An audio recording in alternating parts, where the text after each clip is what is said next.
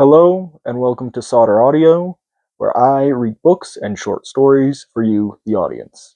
Today, we'll be reading The Sea Wolf by Jack London, Chapter 1. Let's begin. I scarcely know where to begin, though I sometimes facetiously place the cause of it all to Charlie for Forsyth's credit.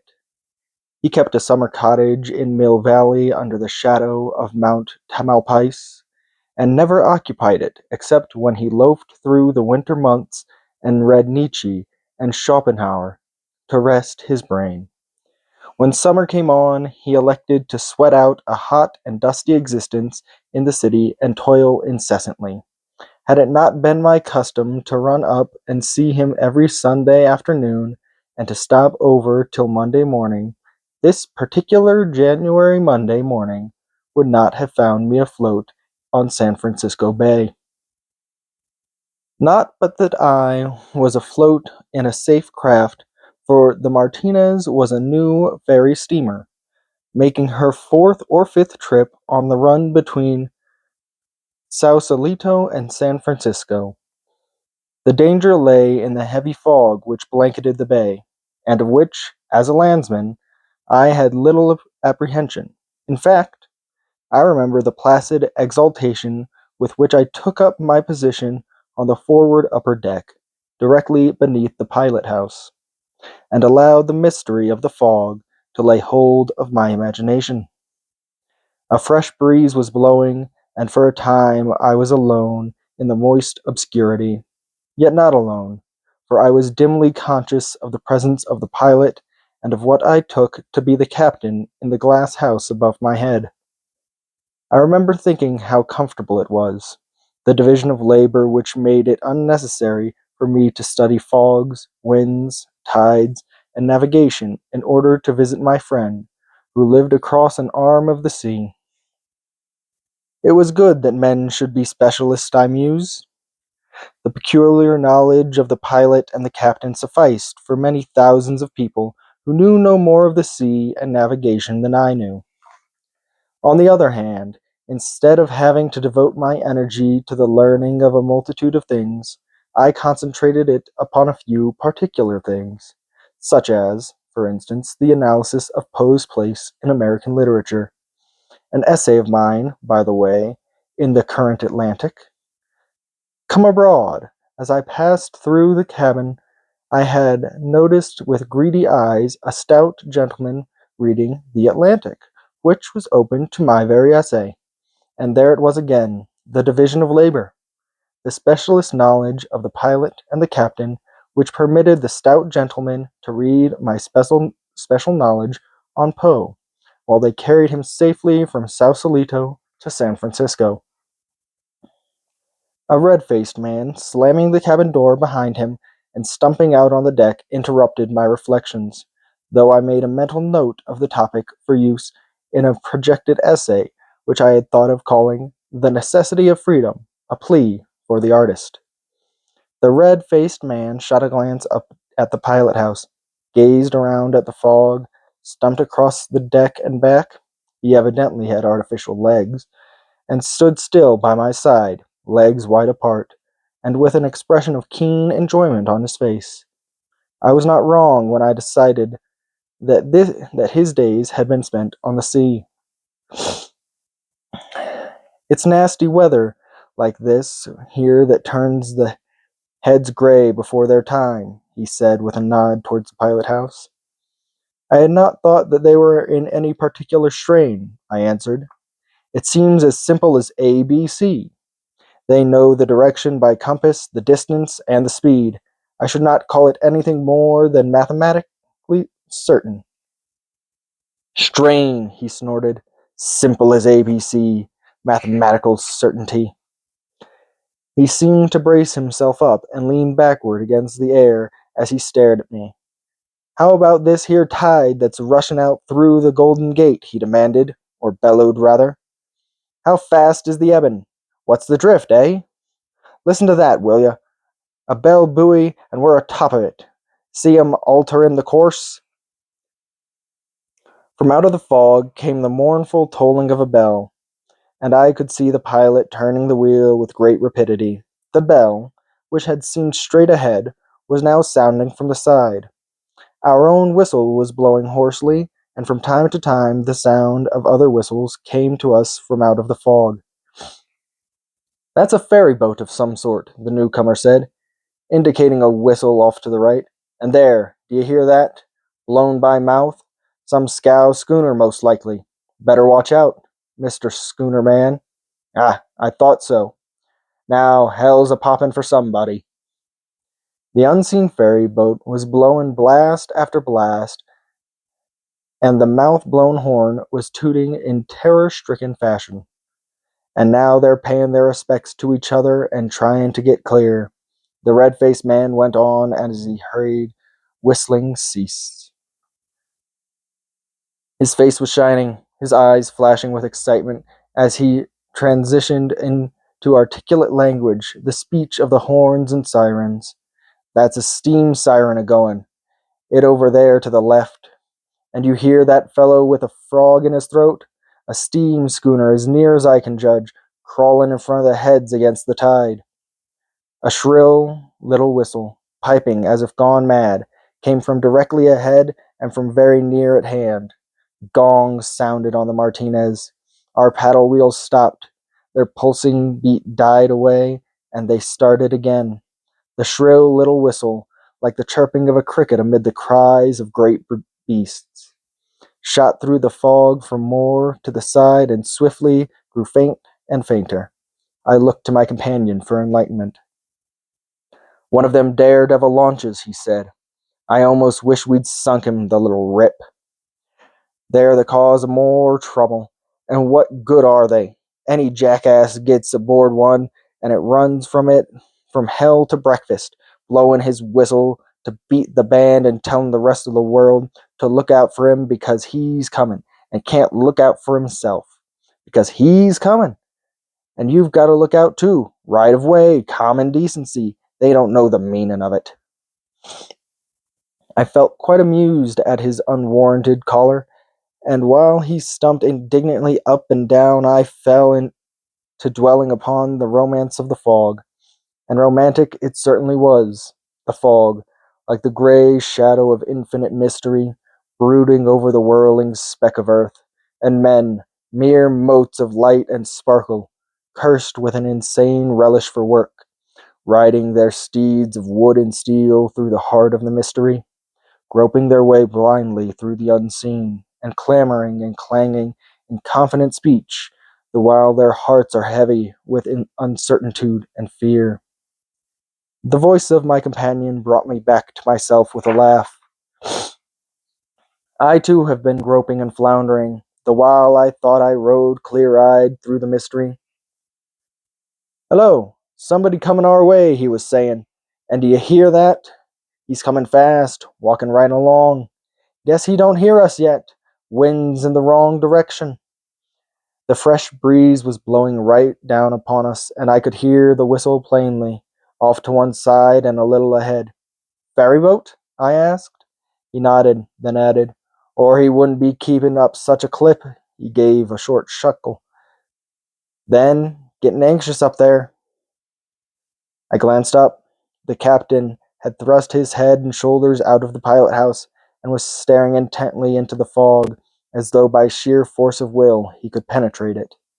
His face was anxious, as was the face of my companion, who had stumped over to the trail and was gazing with a like intentness in the direction of the invisible danger. Then everything happened, and with inconceivable rapidity. The fog seemed to break away as though split by a wedge, and the bow of a steamboat emerged, trailing fog wreaths on either side like seaweed on the snout of a leviathan.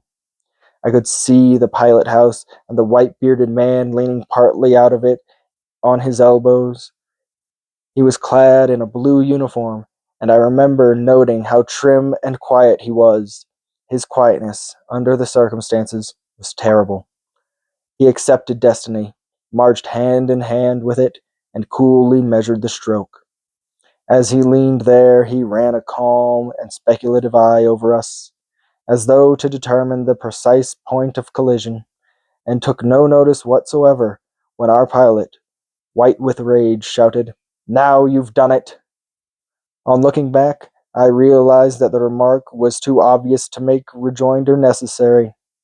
"Grab hold of something and hang on," the red-faced man said to me. All his bluster had gone, and he seemed to have caught the contagion of preternatural calm. "And listen to what the women scream," he said grimly. Almost bitterly, I thought, as though he had been through the experience before. The vessels came together before I could follow his advice. We must have been struck squarely amidships, for I saw nothing, the strange steamboat having passed beyond my line of vision. The Martinez heeled over sharply, and there was a crashing and a rending of timber. I was thrown flat on the wet deck, and before I could scramble to my feet, I heard the scream of the women. This it was, I am certain, the most indescribable of blood-curdling sounds. That threw me into a panic. I remembered the life preservers stored in the cabin, but was met at the door and swept backward by a wild rush of men and women. What happened in the next few minutes I do not recollect, though I have a clear remembrance of pulling down life preservers from the overhead racks, while the red-faced man fastened them about the bodies of a hysterical group of women. This memory is as distinct and sharp as that of any picture I have seen. It is a picture, and I can see it now, the jagged edges of the hole in the side of the cabin through which the gray fog swirled and eddied, the empty, upholstered seats littered with all the evidences of sudden flight, such as packages, hand satchels, umbrellas, and wraps. The stout gentleman who had been reading my essay encased in cork and canvas, the magazine still in hand, and asking me with monotonous insistence if I thought there was any danger. The red-faced man stumping gallantly around on his artificial legs and buckling life preservers on all comers, and finally, the screaming bedlam of women. This it was, the screaming of women, that most tried my nerves. I must have tried, too, the nerves of the red-faced man, for I have another picture which will never fade from my mind. The stout gentleman is stuffing the magazine into his overcoat pocket and looking on curiously. A tangled mass of women with drawn white faces and open mouths are shrieking like a chorus of lost souls. And the red-faced man, his face now purplish with wrath, and arms extended overhead, as in an act of hurling thunderbolts, shouting, "Shut up! Oh, shut up!" I remember the scene impelled me to sudden laughter, and in the next instant I realized I was becoming hysterical myself, for these were women of my own kind, like my mothers and sisters, with the fear of death upon them and unwilling to die. And I remember that the sounds they made reminded me of the squealing of pigs under the knife of the butcher, and I was struck with horror at the vividness of the analogy. These women, capable of the most sublime emotions, of the tenderest sympathies, were open-mouthed and screaming. They wanted to live. They were helpless, like rats in a trap, and they screamed. The horror of it drove me on deck. I was feeling sick and squeamish, and sat down on a bench. In a hazy way, I saw and heard men rushing and shouting as they strove to lower the boats. It was just as I had read descriptions of such scenes in books. The tackles jammed, nothing worked. One boat lowered away with the plugs out, filled with women and children, and then with water, and capsized. Another boat had been lowered by one end, and still hung in the tackle by the other end, where it had been abandoned. Nothing was to be seen of the strange steamboat which had caused the disaster, though I heard men saying that she would undoubtedly send boats to our assistance. I descended to the lower deck. The Martinez was sinking fast, for the water was very near. Numbers of the passengers were leaping overboard. Others, in the water, were clamoring to be taken aboard again. No one heeded them. A cry arose that we were sinking. I was seized by the consequent panic, and went over to the side in a surge of bodies. How I went over I do not know, though I did know, and instantly, why those in the water were so desirous of getting back on the steamer. The water was cold, so cold that it was painful. The pang as I plunged into it was as quick and as sharp as that of fire. It bit to the marrow. It was like the grip of death. I grasped with the anguish and shock of it, filling my lungs before the life preserver popped me to the surface. The taste of the salt was strong in my mouth, and I was strangling with the acrid stuff in my throat and lungs.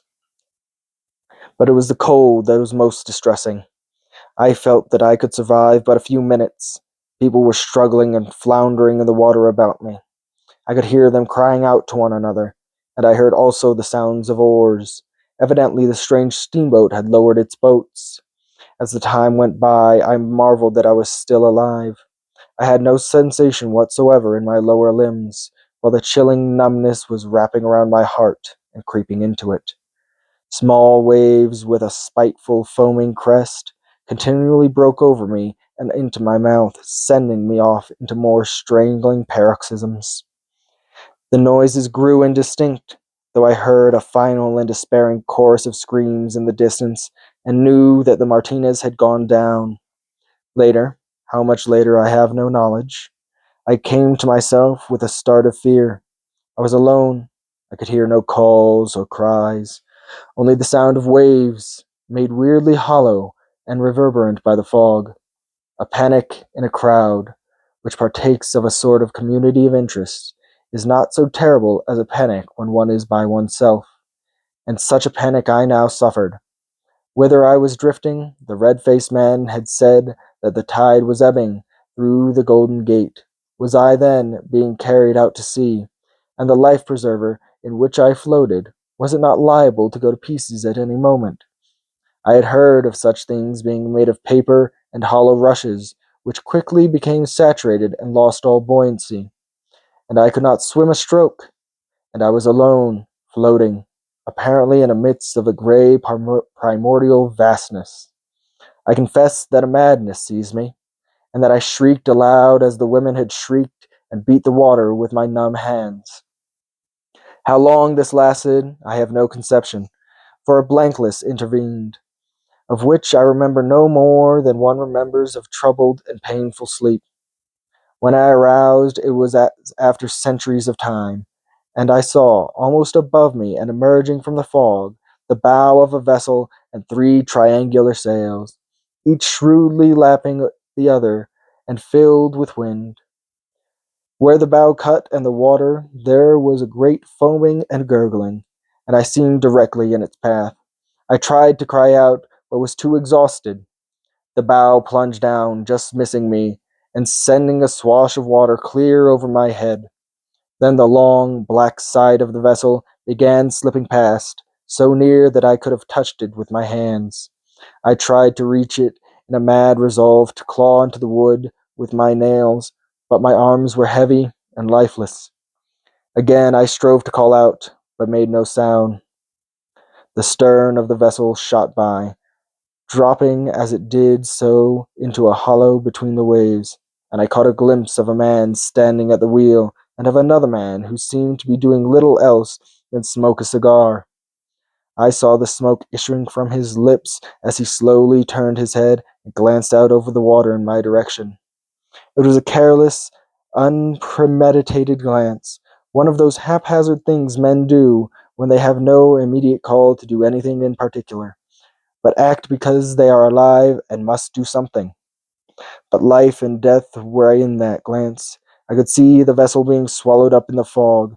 I saw the black of the man at the wheel and the head of the other man turning, slowly turning, and his gaze struck the water and casually lifted along it toward me. His face wore an absent expression, as of deep thought, and I became afraid that if his eyes did light upon me, he would nevertheless not see me. But his eyes did light upon me, and looked squarely into mine, and he did see me, for he sprang to the wheel, thrusting the other man aside, and whirled it around and around, hand over hand, at the same time shouting orders of some sort. The vessel seemed to go off at a tangent to its former course, and leapt almost instantly from view into the fog. I felt myself slipping into unconsciousness, and tried with all the power of my will to fight above the suffocating blankness and darkness of that rising around me. A little later, I heard the stroke of oars growing nearer and nearer, and the calls of a man. When he was very near, I heard him crying in vexed fashion, "Why in the hell don't you sing out?" This meant me, I thought, and then the blankness and darkness rose over me. Thank you for joining me today. In the next video, we will cover Chapter 2.